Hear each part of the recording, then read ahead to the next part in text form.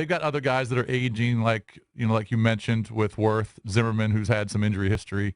Matt Wieters, who's maybe just a 1 or 2 year rental. Yeah, he's like a 1 year type of guy. You just have no idea. This year, the question is, how good are they this year? And there are certainly question marks. Bryce Harper certainly has to hit better than 243. Mm-hmm. I think he's got to be in the 32 to 38 home run range. He's got to get on base. He's got to drive and runs. I think Trey Turner will have a monster year. I think Adam Eaton will have a very good year. I think Rendon will have a very good year. Offensively, I think they will be fine because Harper is going to hit better than he did last year.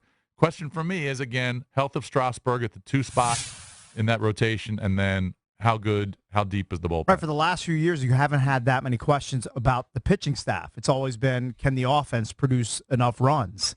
Now it's been flip-flopped. You got the health of Strasburg, which is a major concern. Can he make it through a whole season? And the closer situation is in flux. So I think those are big concerns for the Nats. You also have to wonder. And Max, of course. Hopefully, he'll be fine. The knuckle thing is okay. That's in the past. Yeah. He's going to be okay. Yeah. I mean, health impacts every team. Right. It's always a question with every team.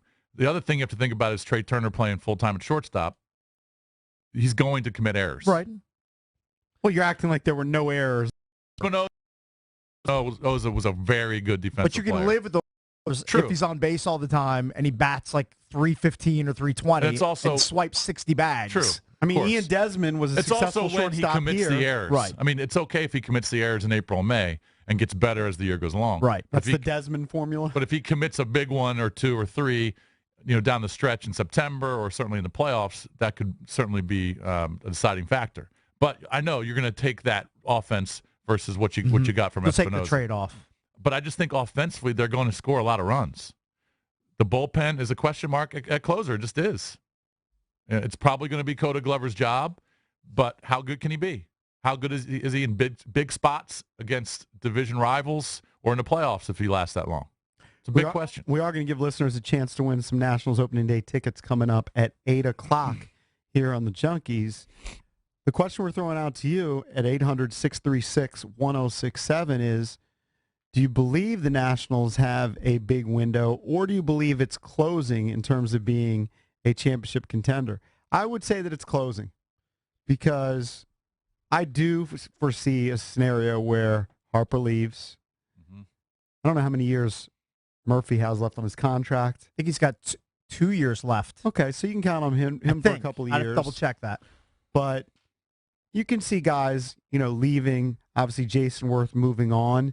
And I don't know that you can just say, okay, this prospect who's playing in single A ball or double A ball, they're going to give you the production of what Jason Worth gave you. They're going to give you the production that Bryce Harper has given you.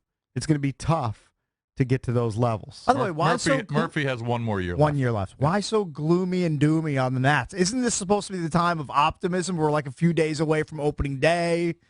Not supposed to be worrying about the future of the Nats. Supposed to be worrying about this year. I don't know this upcoming season. I don't know if it's all gloomy. The headline actually asked the question in the Washington Post: is the window to win a World Series closing?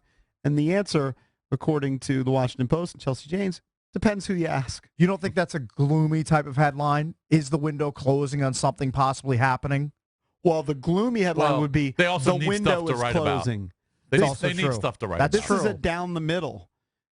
Gloomy to me would be the window is closing. Here's why. I mean, how many stories can you write about Bryce Harper bouncing back? Yeah. Or potentially leaving. You just got to fill up the paper. You got to fill. Need page views. Right. You need different topics every day.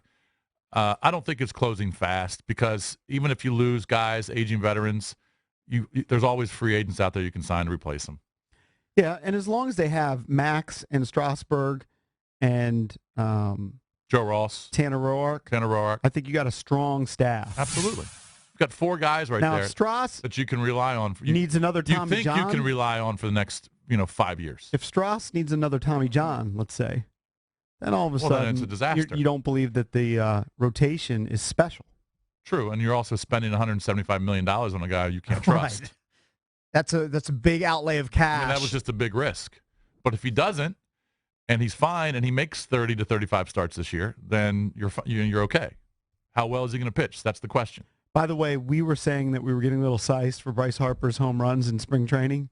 It moves Mike Rizzo Not at all. Yeah, he wants it to happen in the regular season. He puts zero stock into spring training stats. Well, it's better than him going 1 for 35. Yeah. And striking out 15 times. It seems It's always- encouraging. He did say yesterday he'd rather guys save those big numbers. They're good hits for the regular season. Right. But it's a good sign that guys are hitting the ball. Zimmerman's hitting the ball. Trey Turner's hitting the ball.